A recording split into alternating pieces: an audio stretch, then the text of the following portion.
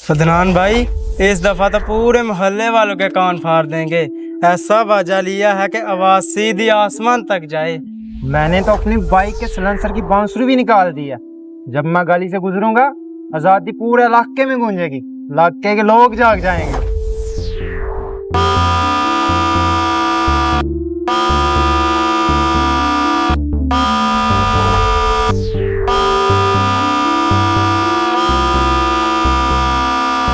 सलाम अलैकुम नौजवानों। वालेकुम अस्सलाम मास्टर जी। क्या प्लान है जश्न आजादी का? मास्टर जी, बाजे, साइलेंसर, झंडे पूरा मोहल्ला जगाएंगे। इस बार पक्का जश्न होगा, पूरी आवाज के साथ।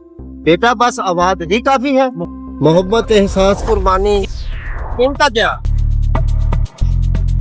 तुम्हारे मोहल्ले में नसरीन बीबी रहती है ना, जिसका शोहर 2 साल पहले फोत हो गया था। इनकी एक नन्ही बच्ची है मरियम।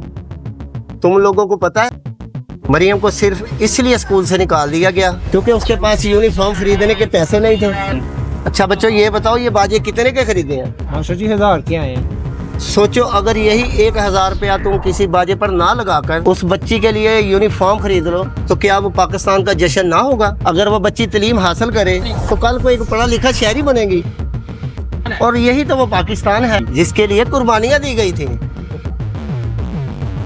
बात तो ठीक है अदनान भाई, ये बाजे हम वापस कराते हैं। आवाज तो शायद निकाल लें मगर शायद जमीन ना सुन पाए।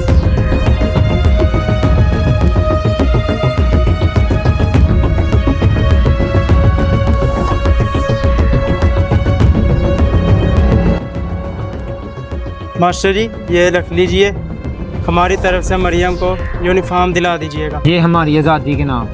बेटा आज तुमने सबसे बुलंद बाजा बजाया है, जमीर का बाजा। इसकी गूंज बहुत दूर तक जाए।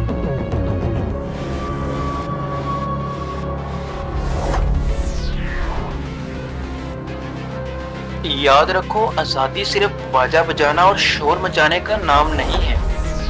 ये उस लम्हे का नाम है जब तुम किसी का सहारा बनो, किसी की आंख में खुशी जगा दो। ये वो दिन है जब हम वादा करते हैं कि सच बोलेंगे, ईमानदारी से कमाएंगे और अपने वतन को अपना घर समझकर संभालेंगे।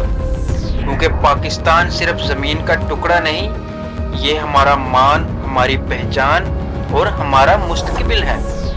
पाकिस्तान जिंदाबाद।